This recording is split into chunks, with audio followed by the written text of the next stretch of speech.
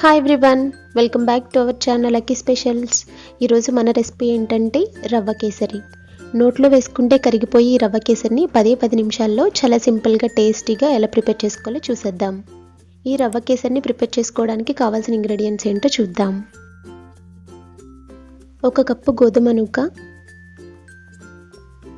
1 cup పాలు,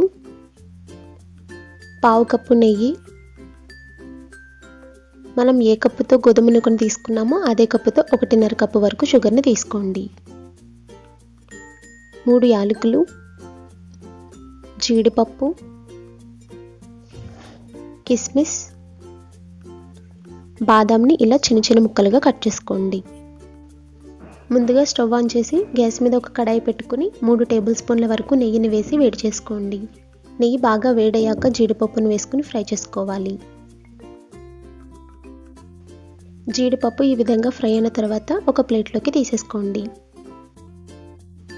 అదే కడాయిలో కిస్మిస్ని వేసుకుని ఫ్రై చేసుకోండి. ఇక్కడ మనకి కిస్మిస్ అనేది త్వరగా ఫ్రై అయిపోతుందండి. సో ఈ విధంగా కిస్మిస్ అనేది ఫ్రై అయిన తర్వాత వీటిని ఒక ప్లేట్లోకి తీసేసుకోండి. ఇప్పుడు బాదాంని కూడా ఫ్రై చేసి ఒక ప్లేట్లోకి తీసేసుకోండి.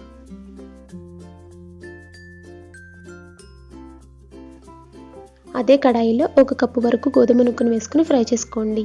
గోధుమ నూకను ఫ్రై చేసేటప్పుడు మంటను మీడియం ఫ్లేమ్లోకి అడ్జస్ట్ చేసుకుని 3 నుంచి 5 నిమిషాల వరకు ఫ్రై చేసుకోండి.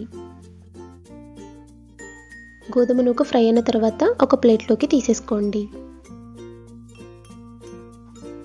అదే కడాయిలో 1 కప్పు గోధుమ నూకకి 3 కప్పుల నీళ్లను యాడ్ చేసుకోండి. నేను ఇక్కడ 2 కప్పుల నీళ్ళని 1 కప్పు పాలని యాడ్ చేసుకుంటున్నాను. మీకు ఇష్టమైతే 1 కప్పు వరకు పాలని యాడ్ చేసుకోండి, లేకపోతే 3 కప్పుల వరకు నీళ్ళని యాడ్ చేసుకుని బాగా మరిగించుకోండి.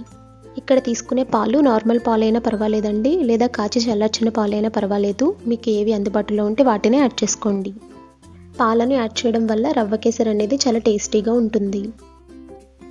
ఇప్పుడు మనం ముందుగా ఫ్రై చేసిన గోధుమ నూక చల్లారిన తర్వాత 1.5 కప్పు వరకు షుగర్ని వేసుకుని 2 కలిసేటట్టుగా కలుపుకోండి.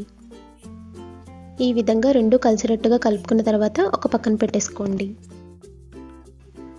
పాలు అనేవి ఈ విధంగా బాగా మరిగిన తర్వాత ఇప్పుడు మనం దీనిలోకి ముందుగా మిక్స్ చేసి పెట్టుకున్న గోధుమ నూక పంచదార మిక్స్ని ఇందులోకి వేసుకుంటూ గరిటెతో తిప్పుకుంటూ మిక్స్ చేసుకోవాలి. ఇలా గరిటెతో తిప్పుకోవడం వల్ల మనకి ఉండలు కట్టకుండా ఉంటుంది. ఈ విధంగా కొద్దిగా నూకను వేసుకుంటూ గరిటెతో తిప్పుకుంటూ ఉండాలి. అంతా కలుపుకున్న తర్వాత 3 టేబుల్ స్పూన్ల వరకు నెయ్యిని వేసి మంటను లో ఫ్లేమ్లోనే పెట్టుకుని మిక్స్ చేసుకోండి. ఇప్పుడు మనం దీనిలోకి 1/2 టీ స్పూన్ వరకు యాలకుల పొడి, అలాగే ముందుగా ఫ్రై చేసిన డ్రై ఫ్రూట్స్ని కూడా వేసుకుని ఒకసారి మిక్స్ చేసుకోండి. ఇక్కడ యాలకుల పొడిని యాడ్ చేయడం వల్ల ఫ్లేవర్ అనేది చాలా బాగుంటుంది.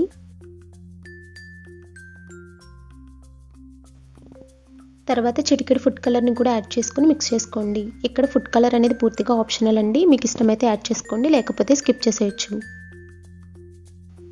ఇక్కడ మనకి ప్యాన్ నుంచి సపరేట్ అవుతుంది అంటే రవ్వ కేసరి అనేది రెడీ అయిపోయిందండి. ఇప్పుడు మనం స్టవ్ ఆఫ్ చేసేసి దీనిని ఒక బౌల్లోకి తీసేసుకుందాం.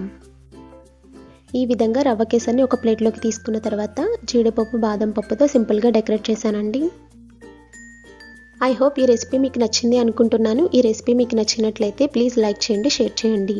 ఇలాంటి మరిన్ని ఇంట్రెస్టింగ్ వీడియోస్ కోసం వెంటనే నా ఛానల్ని సబ్స్క్రైబ్ చేసుకోండి. అలాగే పక్కనే ఉన్న బెల్ ఐకాన్ని కూడా క్లిక్ చేసేయండి. అలా చేయడం వల్ల నేను ఎప్పుడైతే వీడియోస్ పోస్ట్ చేస్తానో మీకు వెంటనే నోటిఫికేషన్ వస్తుంది. అప్పుడు మీరు నా వీడియోస్ మిస్ అవ్వకుండా చూసేయచ్చు. Thank you for watching.